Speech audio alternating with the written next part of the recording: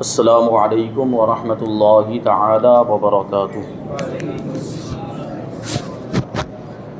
نحمده ونصلي ونسلم على رسوله الكريم، اما بعد فاعوذ باللہ من الشیطان الرجیم، بسم اللہ الرحمن الرحیم۔ ان اللہ وملائکته یصلون علی النبی یا ایہا الذین آمنوا صلوا علیہ وسلموا تسلیما۔ اللہم صل علی سیدنا ومولانا محمد معدن الجود والکرم وآلہ الکرام وابنہ الکریم وبارک وسلم صلاۃ وسلاما علیک یا رسول اللہ صلی اللہ تعالی علیہ وسلم۔ ابھی تک ہجرت کے 90 سال تک کے واقعات بیان کیے گئے، اب یہاں سے ہجرت کے 10ویں سال کے واقعات بیان کیے جا رہے ہیں۔ اس سال کے تمام واقعات میں سب سے زیادہ شاندار اور اہم ترین واقعہ حجۃ الوداع کا واقعہ ہے۔ یہ حضور پاک صلی اللہ علیہ وسلم کا آخری حج تھا اور ہجرت کے بعد یہی آپ کا پہلا حج بھی تھا۔ ذوالقعدہ 10 ہجری میں آپ نے حج کے لیے روانگی کا اعلان فرمایا۔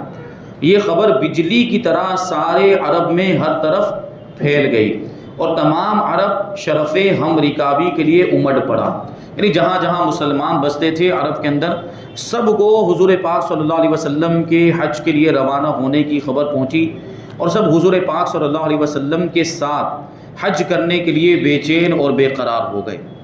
حضور اقدس صلی اللہ علیہ وسلم آخر ذوالقعدہ میں جمعرات کے دن مدینے میں غسل فرما کر تہبند اور چادر آپ نے زیب تن فرمائی اور نماز ظہر مسجد نبوی میں ادا فرما کر مدینہ منورہ سے روانہ ہوئے اور اپنی تمام ازواج مطہرات یعنی مقدس بیویوں کو بھی ساتھ چلنے کا حکم دیا۔ مدینہ منورہ سے 6 میل دور اہل مدینہ کی میقات ذوالحلیفہ، جس کو ابھی ابیار علی کہا جاتا ہے، وہاں پہنچ کر رات بھر حضور پاک صلی اللہ علیہ وسلم نے اور تمام صحابہ کرام نے قیام فرمایا، یعنی وہیں پر ٹھہرے۔ پھر احرام کے لیے حضور پاک صلی اللہ علیہ وسلم نے غسل فرمایا اور حضرت بی بی عائشہ رضی اللہ تعالی عنہا نے اپنے ہاتھ سے جسم اطہر پر خوشبو لگائی۔ اب یہ سوال آ سکتا ہے آپ کے ذہن میں کہ احرام کی حالت میں تو خوشبو نہیں لگا سکتے، احرام میں خوشبو لگانا جائز نہیں ہے اور اس کی ایک مدت اگر ہو جائے تو پھر صدقہ واجب ہو جاتا ہے وغیرہ جو مسائل ہیں۔ تو یہاں جو ام المؤمنین حضرت عائشہ صدیقہ رضی اللہ تعالی عنہ نے جو خوشبو لگائی ہے وہ ابھی احرام کی حالت میں نہیں تھے۔ حضور پاک صلی اللہ علیہ وسلم نے ابھی احرام نہیں باندھا تھا، احرام کی نیت نہیں کی تھی، اور جب تک احرام کی نیت نہ کی ہو وہاں تک خوشبو لگانا جائز ہے۔ احرام کی نیت کر لیں، اس کے بعد خوشبو لگانا جائز نہیں ہے۔ تو ام المؤمنین نے خوشبو لگائی، پھر آپ نے 2 رکعت نماز ادا فرمائی اور اپنی اونٹنی قصوہ پر سوار ہو کر احرام باندھا اور بلند آواز سے لبیک پڑھا اور روانہ ہو گئے۔ حضرت جابر رضی اللہ تعالیٰ عنہ کا بیان ہے کہ میں نے نظر اٹھا کر دیکھا تو آگے پیچھے دائیں بائیں حد نگاہ تک آدمیوں کا جنگل نظر آتا تھا، یعنی اتنے سارے لوگ جمع ہو گئے تھے۔ بیہقی کی روایت ہے کہ 1,14,000 اور دوسری روایتوں میں کہ 1,24,000 مسلمان حجۃ الوداع میں آپ کے ساتھ تھے۔ 4 ذوالحجہ کو آپ مکہ مکرمہ میں داخل ہوئے۔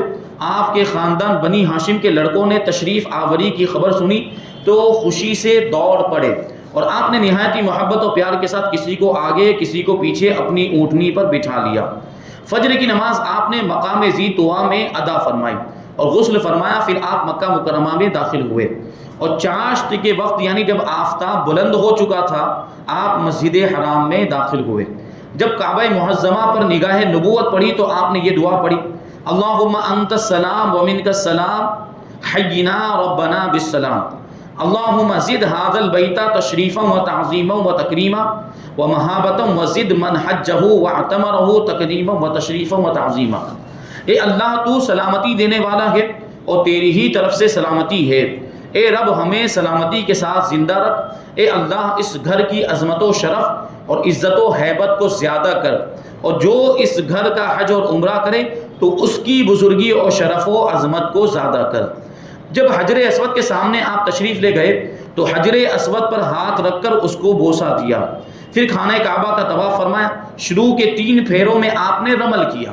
رمل مطلب جو ایک کندھا کھول کر سینہ تان کر جو شروع کے 3 چکر میں کیا جاتا ہے اس کو رمل کہا جاتا ہے. اور باقی 4 چکروں میں معمولی چال سے چلے. ہر چکر میں جب حجر اسود کے سامنے پہنچتے تو اپنی چھڑی سے حجر اسود کی طرف اشارہ کر کے چھڑی کو چوم لیتے تھے.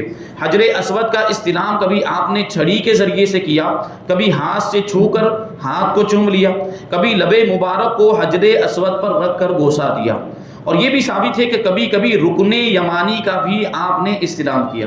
جو خانہ کعبہ کے 4 کونے ہیں اس میں سے ایک کونے کا نام ہے رکن یمانی. حضور پاک صلی اللہ علیہ وسلم نے اس کا بھی استلام کیا ہے. جب استلام کا مطلب وہی ہوتا ہے جو عمرہ کرنے کے لیے گئے ہیں یا حج کرنے کے لیے گئے ہیں تو جب حجر اسود کے سامنے پہنچتے ہیں تو وہاں ایسے ہاتھ کر کے حجر اسود کی طرف پھر ہاتھوں کو ایسے چوم لیتے. حضور پاک صلی اللہ علیہ وسلم نے ہاتھوں سے بھی کیا ہے اور چھڑی سے بھی کیا, یعنی چھڑی کو حجر اسود کی طرف ایسے کیا پھر اس چھڑی کو چوم لیا. اس کو استلام کرنا کہتے ہیں. جب طواف سے فارغ ہوئے تو مقام ابراہیم کے پاس تشریف لائے. مقام ابراہیم جانتے ہیں جہاں پہ وہ پتھر رکھا ہوا ہے جس میں حضرت ابراہیم علیہ السلام کے قدموں کا نقش موجود ہے, اور وہاں 2 رکعت نماز ادا کی. یعنی یہ اس طریقے سے نماز ادا کرنی ہے کہ خانہ کعبہ اور نمازی کے بیچ میں وہ مقام ابراہیم ہونا چاہیے. اگر وہاں پہ جگہ خالی ہو تو بالکل اسی طریقے سے نماز ادا کرنی چاہیے. نماز سے فارغ ہو کر پھر حجر اسود کا استلام کیا اور سامنے کے دروازے سے صفا کی جانب روانہ ہو گئے. یعنی کون سا سامنے کا دروازہ؟ حجر اسود کے سامنے, جہاں حجر اسود لگا ہوا ہے خانہ کعبہ کے اندر, جو جس کو رکن اسود بھی کہا جاتا ہے, اس کے سامنے جو دروازہ ہے جو صفا اور مروہ کی طرف نکلتا ہے, وہاں سے حضور پاک صلی اللہ علیہ وسلم صفا کی طرف روانہ ہوئے. قریب پہنچے تو اس آیت کی تلاوت فرمائی کہ ان الصفا والمروہ من شعائر اللہ, کہ بے شک صفا اور مروہ اللہ کے دین کی نشانیوں میں سے ہیں. پھر صفا اور مروہ کی صحیح فرمائی. صحیح کرنے کا مطلب ہوتا ہے صفا اور مروہ کے درمیان صفا سے شروع کر کے مروہ کی طرف جانا, پھر مروہ سے صفا کی طرف, اس طرح 7 چکر لگائے جاتے ہیں. اور بیچ میں میلین اخضرین آتے ہیں, یعنی ابھی جب جائیں گے وہاں پر تو جہاں پہ ہری لائٹیں لگی ہوئی ہے صفا اور مروہ کے درمیان, جہاں پہ ہری لائٹیں لگی ہوئی وہاں پر تیزی کے ساتھ چلنے کا حکم ہے, دوڑنے کا حکم ہے. تو صحیح فرمائے چونکہ آپ کے ساتھ قربانی کے جانور تھے اس لیے عمرہ ادا کرنے کے بعد آپ نے احرام نہیں اتارا, یعنی آپ نے یہ ابھی عمرہ کیا, آپ کا عمرہ ادا ہوا. ہندوستان سے عام طور پر جو حجاج کرام حج کرنے کے لیے جاتے ہیں تو ان کا جو حج ہوتا ہے وہ حج تمتع ہوتا ہے. حج تمتع کا کیا مطلب ہوتا ہے کہ یہاں سے احرام باندھ کر جاتے ہیں کیونکہ بیچ میں ہی میقات آ جاتی ہے اور میقات سے بغیر احرام کے ہم گزر نہیں سکتے, احرام باندھ کر ہی گزرنا لازم اور ضروری ہے.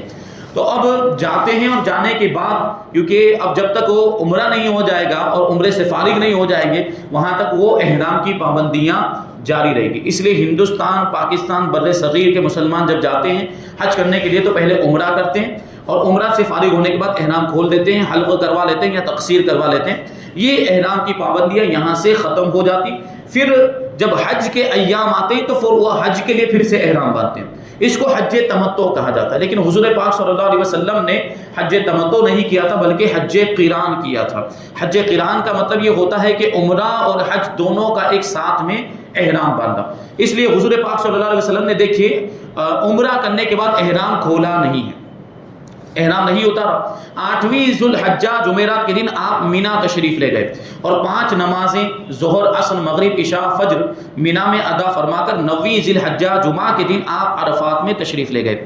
زمانے جاہلیت میں چونکہ قریش اپنے کو سارے عرب میں افضل اور اعلیٰ شمار کرتے تھے اس لیے وہ عرفات کے بجائے مزدلفہ میں قیام کرتے تھے. یعنی وہ عرفات میں وقوف نہیں کرتے تھے, عرفات میں نہیں رکتے تھے, مزدلفہ میں رکتے تھے, اور دوسرے تمام عرب عرفات میں ٹھہرتے تھے.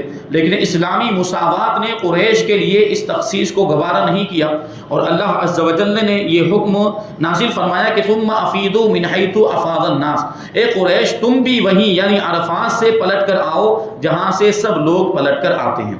یعنی سب لوگ عرفات میں قیام کرتے ہیں تو اے قریش کے لوگوں تمہارے لیے بھی لازم ہے کہ تم بھی وہیں پر قیام کرو. حضور پاک صلی اللہ علیہ وسلم نے عرفات پہنچ کر ایک کمبل کے خیمے میں قیام فرمایا. جب سورج ڈھل گیا تو آپ نے اپنی اونٹنی قصوہ پر سوار ہو کر خطبہ پڑھا. اس خطبے میں آپ نے بہت سی بہت سے ضروری احکام اسلام کا اعلان فرمایا اور زمانہ جاہلیت کی تمام برائیوں اور بیہودہ رسموں کو آپ نے مٹاتے ہوئے اعلان فرمایا کہ الا کل شیء من امر الجاہلیت تحت قدمی موضوع، سن لو زمانہ جاہلیت کے تمام دستور اور تمام غلط رسمیں میرے دونوں قدموں کے نیچے پامال ہیں، یعنی ان کو ختم کیا جاتا ہے۔ آج کے بعد زمانہ جاہلیت کی جھوٹی اور باطل رسموں پر عمل کرنا جائز نہیں ہے۔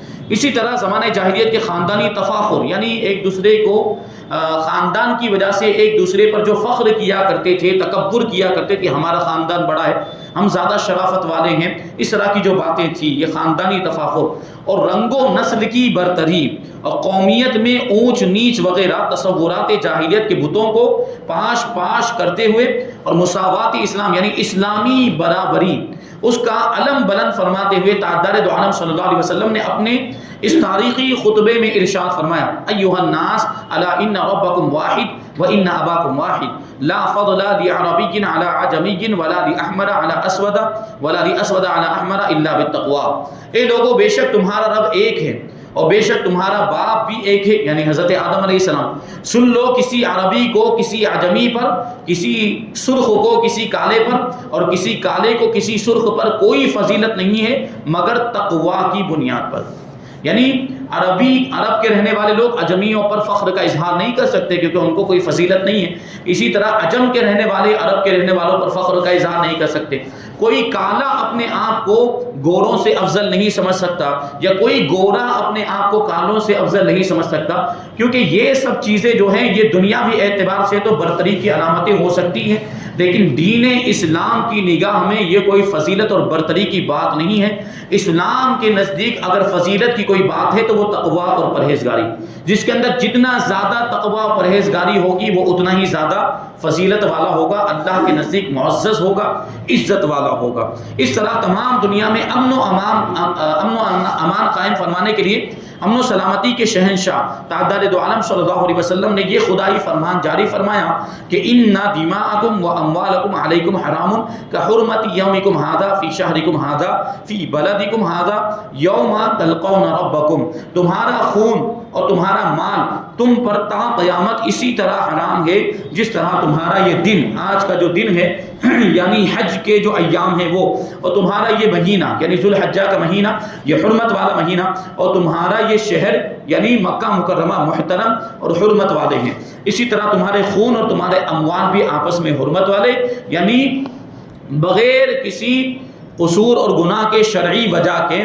کسی کو نقصان پہنچانے کی اجازت نہیں ہے۔ اپنا خطبہ ختم فرماتے ہوئے آپ صلی اللہ علیہ وسلم نے سامعین سے فرمایا، وَأَنْتُمْ مَسْئُولُونَ عَنِّي فَمَا أَنْتُمْ قَائِلُونَ، تم سے خدا کے یہاں میری نسبت پوچھا جائے گا، میرے بارے میں پوچھا جائے گا تو تم لوگ کیا جواب دو گے؟ تو تمام سامعین نے کہا کہ ہم لوگ خدا سے کہہ دیں گے کہ آپ نے خدا کا پیغام پہنچا دیا اور رسالت کا حق ادا فرما دیا۔ یہ سن کر آپ نے آسمان کی طرف انگلی اٹھائی اور 3 مرتبہ فرمایا کہ اللہم اشہد، اے اللہ تو گواہ رہنا۔ عین اسی حالت میں جبکہ خطبہ میں آپ اپنا فرض رسالت ادا فرما رہے تھے، یہ آیت کریمہ نازل ہوئی، الیوم اکملت لکم دینکم واتممت علیکم نعمتی ورضیت لکم الاسلام دینا، آج میں نے تمہارے لیے تمہارے دین کو مکمل کر دیا اور اپنی نعمت تمام کر دی اور تمہارے لیے دین اسلام کو پسند کر دیا، یعنی دین اسلام ہی اللہ تبارک و تعالیٰ کا پسندیدہ مذہب ہے۔ دین اسلام کے آ جانے کے بعد کسی بھی اور دین پر عمل کرنا یا کسی بھی اور دین اور مذہب کو اختیار کرنا جائز نہیں، اس سے وہ قبول نہیں کیا جائے گا، اس کے منہ پر مار دیا جائے گا۔ دین اسلام ہی اللہ کی بارگاہ میں مقبول ہے، وہی پسندیدہ دین ہے۔ یہ حیرت انگیز اور عبرت خیز واقعہ بھی یاد رکھنے کے قابل ہے کہ جس وقت شہنشاہ کونین خدا کے نائب اور خلیفہ اعظم ہونے کی حیثیت سے فرمان ربانی کا اعلان فرما رہے تھے، آپ کے تخت شہنشاہی یعنی اونٹنی کا کجاوا اور عرق گیر شاید 10 روپے سے زیادہ قیمت کا نہ تھا، یعنی اونٹنی جو جس پر آپ تشریف فرما تھے اور اونٹنی پر جو کجاوا یعنی بیٹھنے کے لیے جو سیٹ رکھی جاتی ہے وہ، اور جانور کے اوپر اس کا پسینہ سوکھنے کے لیے جو کپڑا رکھا جاتا ہے، جو موٹا کپڑا رکھا جاتا ہے اس کو عرق گیر کہا جاتا ہے، جو پسینہ جانور کا اس میں سوکھ جائے خشک ہو جایا کرتا ہے۔ تو یہ ان چیزوں کے بارے میں فرماتے کہ اس کی قیمت 10 روپے سے زیادہ نہیں ہوگی۔ حضور پاک صلی اللہ علیہ وسلم تاجدار دو عالم اور شہنشاہ کونین ہیں، لیکن اس کے باوجود سادگی دیکھیں، نہ اس اونٹنی پر کوئی شاندار کجاوا تھا، نہ کوئی ہودج تھا، نہ کوئی محمل، نہ کوئی چتر، نہ کوئی تاج، یعنی بادشاہوں جیسا تمطراق بالکل نہیں تھا، نہ ہی بادشاہ جیسا وہ معاملہ تھا، ویسی شان و شوکت بالکل نہیں تھی، یہ سادگی تھی حضور پاک صلی اللہ علیہ وسلم کی۔ کیا تاریخ عالم میں کسی اور بادشاہ نے بھی ایسی سادگی کا نمونہ پیش کیا ہے؟ اس کا جواب یہی اور فقط یہی ہے کہ نہیں۔ یہ وہ زاہدانہ شہنشاہی ہے، یعنی دنیا سے بے رغبتی والی بادشاہی ہے، جو صرف شہنشاہ دو عالم صلی اللہ علیہ وسلم کی شہنشاہی کا ترائے امتیاز ہے۔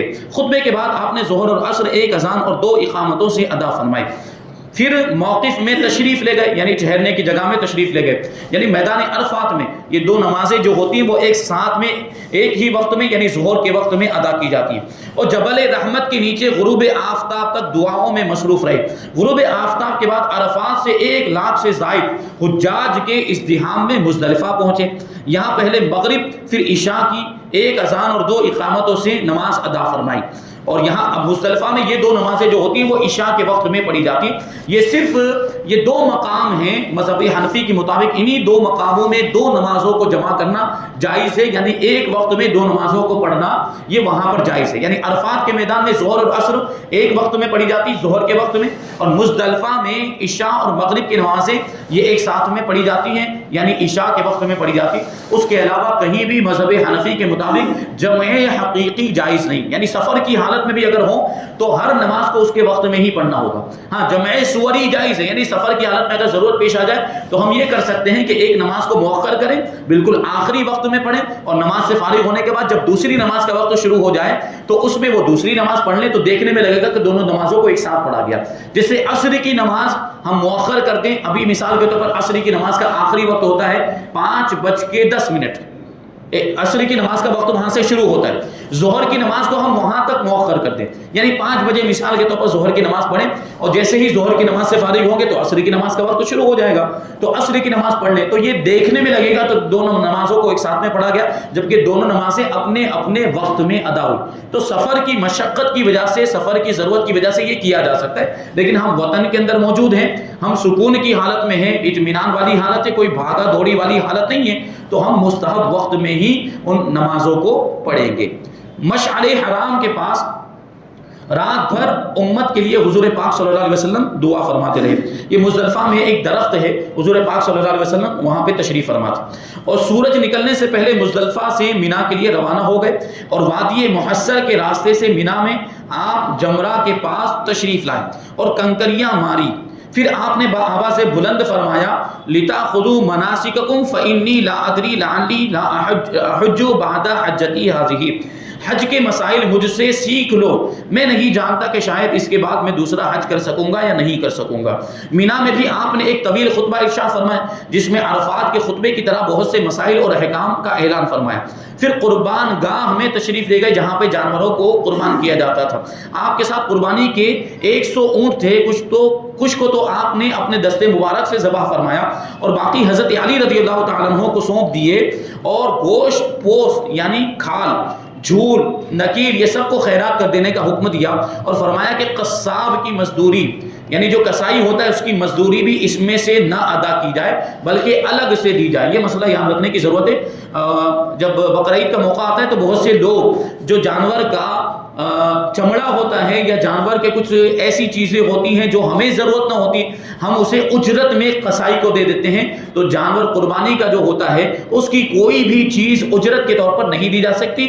ہاں اگر ہدیے کے طور پر دینا چاہتے ہیں، وہ قصائی اگر سنی صحیح العقیدہ اس کو دینا چاہتے ہیں تو وہ ہدیے کے طور پر یہ دیا جا سکتا ہے، گوشت بھی دیا جا سکتا ہے، ویسے جیسے ہم دوسروں کو تقسیم کرتے ہیں ویسے اس کو دیا جا سکتا ہے، لیکن اجرت الگ سے دینی ہوگی۔ یہ چمڑا وغیرہ جو ہے کہ اجرت اور مزدوری کے طور پر نہیں دے سکتے۔ قربانی کے بعد حضرت معمر ابن عبداللہ رضی اللہ تعالیٰ عنہ سے آپ نے سر کے بال اتروائے، کیونکہ احرام سے باہر ہونے کے لیے سر کے بال اتروائے جاتے ہیں، اور بالوں کا کچھ حصہ حضرت ابو طلحہ انصاری رضی اللہ تعالیٰ عنہ کو عطا فرمایا، اور باقی منہ مبارک کو مسلمانوں کے درمیان تقسیم کر دینے کا حکم صادر فرمایا۔ یہ وہی منہ مبارک ہے حضور پاک صلی اللہ علیہ وسلم نے جو عمرے کے موقع پر یا جو حج کے موقع پر اتارے تھے، مسلمانوں میں تقسیم فرمائے تھے صحابہ کرام کے درمیان، یہ ان سے ہوتے ہوئے ہم تک پہنچے ہیں۔ آج جو ہم منہ مبارک کی زیارت کرتے ہیں، یہ صحابہ کرام رضوان اللہ تعالیٰ علیہم اجمعین کا احسان ہے کہ انہوں نے حضور پاک صلی اللہ علیہ وسلم کے منہ مبارک کو محفوظ کیا۔ اور اگر منہ مبارک کو محفوظ رکھنا اور اس کی زیارت کرنا، اس سے برکت حاصل کرنا یہ جائز نہ ہوتا تو حضور پاک صلی اللہ علیہ وسلم کبھی بھی اپنے منہ مبارک کو مسلمانوں میں تقسیم فرمانے کا حکم نہیں دیتے. حضور نے خود تقسیم کرنے کا حکم دیا. اس کا کیا مطلب ہوا کہ منہ مبارک کو محفوظ رکھا جا سکتا ہے اور ان سے برکت حاصل کی جا سکتی ہے. اس کے بعد آپ مکہ تشریف لائے اور طواف زیارت کیا. پھر زمزم کے کنویں کے پاس تشریف لائے. خاندان عبد المطلب کے لوگ حاجیوں کو زمزم پلا رہے تھے کیونکہ یہ ذمہ داری پہلے سے حضرت عبد المطلب اور ان کے بھی پہلے کے زمانے سے یہ ان کی چلی آ رہی تھی کہ وہ حاجیوں کو زمزم پلایا کرتے تھے. آپ نے ارشاد فرمایا کہ مجھے یہ خوف نہ ہوتا کہ مجھ کو ایسا کرتے دیکھ کر دوسرے لوگ بھی تمہارے ہاتھ سے ڈول چھین کر خود اپنے ہاتھ سے پانی بھر کر پینے لگیں گے تو میں خود اپنے ہاتھ سے پانی بھر کر پیتا. حضرت عباس رضی اللہ تعالیٰ عنہ نے زمزم شریف پیش کیا اور آپ نے قبلہ رخ کھڑے کھڑے زمزم شریف نوش فرمایا کیونکہ یہ آب زمزم کی تعظیم ہے کہ یہ کھڑے ہو کر پیا جاتا ہے. زمزم کا جو پانی ہے وہ قبلے کی طرف رخ کر کے یہ کھڑے ہو کر پینے کا حکم ہے. ہاں کچھ لوگوں میں یہ مشہور ہو گیا کہ ٹوپی اتار کر پینا چاہیے. یہ غلط مشہور ہے. ٹوپی اتارنے کی ضرورت نہیں. وہ تو احرام کی حالت ہوتی ہے. عام طور پر اس وقت آدمی جب زمزم پی رہا ہوتا ہے تو احرام کی حالت میں ہوتا ہے اور احرام کی حالت میں سر چھپانا جائز نہیں ہے. اس لیے اس وقت ویسے بھی جو ہے کہ سر کھلا ہوا رہتا ہے. ہم اگر بعد میں پی رہے ہیں احرام کی حالت میں نہیں یا کسی نے ہمیں یہاں پر لا کے دیا ہندوستان میں تو کھڑے ہو کر خانہ کعبہ کی طرف قبلے کی طرف رخ کر کے پیئیں گے لیکن سر کھولنے کی ضرورت نہیں ہے. سر پر ٹوپی وغیرہ اگر ہے تو کوئی حرج نہیں ہے. اور یہ جو پیا جاتا ہے کھڑے ہو کر لوگوں کے ذہن میں سوال آ سکتا ہوگا کہ دوسرے پانی بیٹھ کر پینے کا حکم ہے, یہ پانی کھڑے ہو کر پینے کا حکم ہے. اسی طرح جو وضو کا بچا ہوا پانی ہے وہ بھی کھڑے ہو کر پینے کا حکم ہے. تو یہ ان دونوں پانی کی تعظیم کی وجہ سے ایسا کرنے کا حکم ہے. پھر مینا سے واپس تشریف لے گئے اور 12 ذوالحجہ تک مینا میں مقیم رہے اور ہر روز سورج ڈھلنے کے بعد جمروں کو کنکری مارتے رہے. 13 ذوالحجہ منگل کے دن آپ سورج ڈھلنے کے بعد مینا سے روانہ ہو کر محسب میں رات بھر آپ نے قیام فرمایا اور صبح کو نماز فجر کعبے کی مسجد میں ادا فرمائی اور طواف وداع کر کے رخصتی والا جو طواف ہوتا ہے انصار و مہاجرین کے ساتھ مدینہ منورہ کے لیے روانہ ہو گئے. حضور پاک صلی اللہ علیہ وسلم مدینہ منورہ کے لیے روانہ ہوئے تو راستے میں اب کون سے واقعات پیش آئے اور یہاں یہ جو اہم واقعہ ہے اس کو ختم کرنے کے بعد پھر انشاءاللہ تبارک و تعالی ہجرت کے 11ویں سال کے واقعات کا ذکر کیا جائے گا. اللہ تبارک و تعالی کی بارگاہ میں دعا ہے کہ جو کچھ بھی بیان ہوا اس پر ہم سب کو عمل کرنے کی توفیق عطا فرمائے. حضور پاک صلی اللہ علیہ وسلم کے صدقے میں ہم سب کو بھی حج اور عمرہ کرنے کی توفیق عطا فرمائے. زندگی میں بار بار مدینہ منورہ کی اور مکہ معظمہ کی زیارت اور مقدس مقامات کی زیارت ہم سب کو نصیب فرمائے. وما علینا الا البلاغ.